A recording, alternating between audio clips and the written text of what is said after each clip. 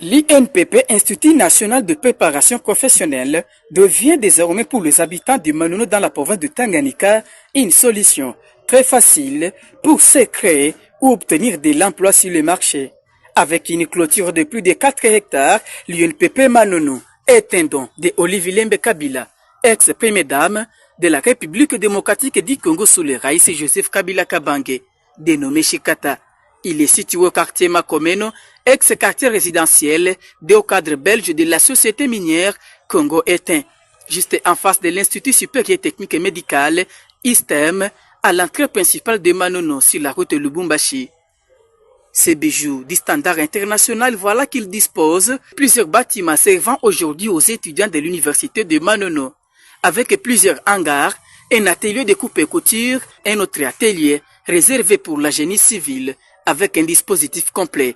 Dans chaque appartement se trouvent ici les équipements modernes, adaptés, adéquats, un dispositif réservé pour la formation accélérée de participants venant des différents coins du territoire et de la province. Ici, ils subissent la formation dans différents domaines.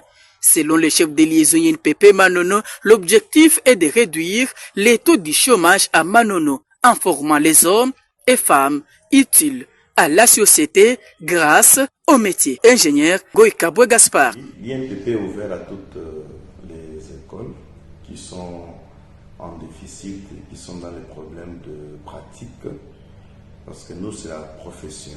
Nous focalisons beaucoup plus dans les formations cadrées avec beaucoup de pratiques par très peu de théorie.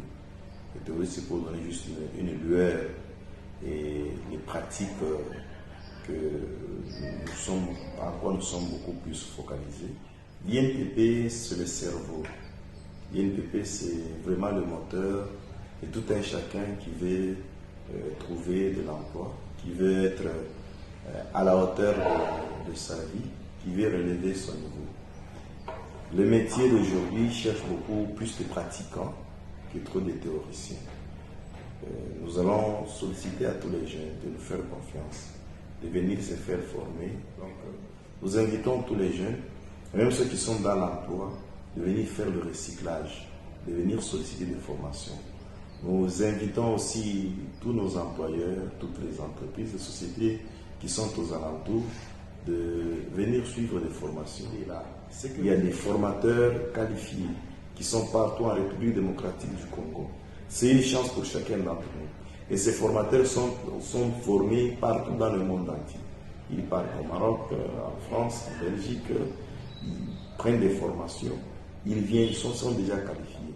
Nous invitons tout le monde à venir s'inscrire. Nos portes vous sont grandement ouvertes. Venez, c'est pour votre vie, pour votre futur, pour votre avenir. Ne cherchez pas à ce que nous-mêmes qui sommes ici, nous restons toujours au banc.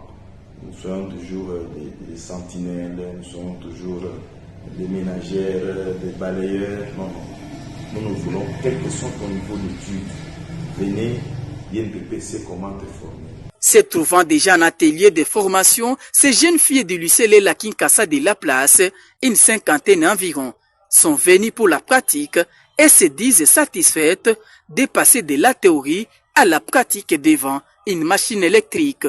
Témoignage. Kitu baeleve tunakuwa kufanya stage kwa livre tukiwa nafanya stage na mashine electric.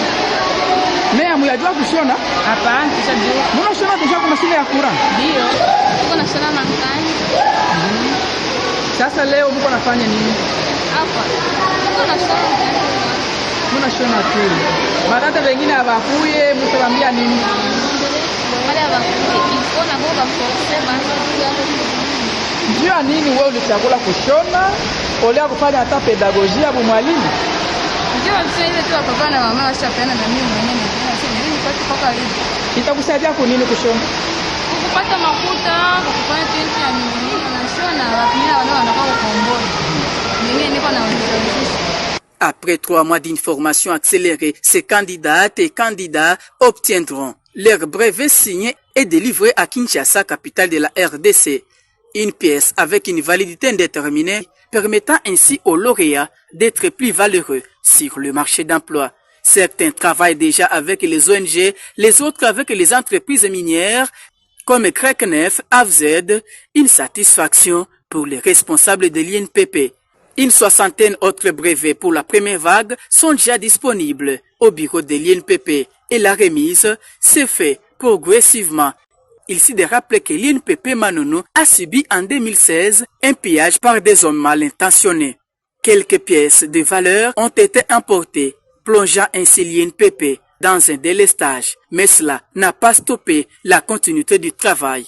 Les responsables de l'INPP travaillent d'arrache-pied avec l'appui de ses partenaires, de son initiatrice et du gouvernement congolais pour faire rayonner cette institution nationale de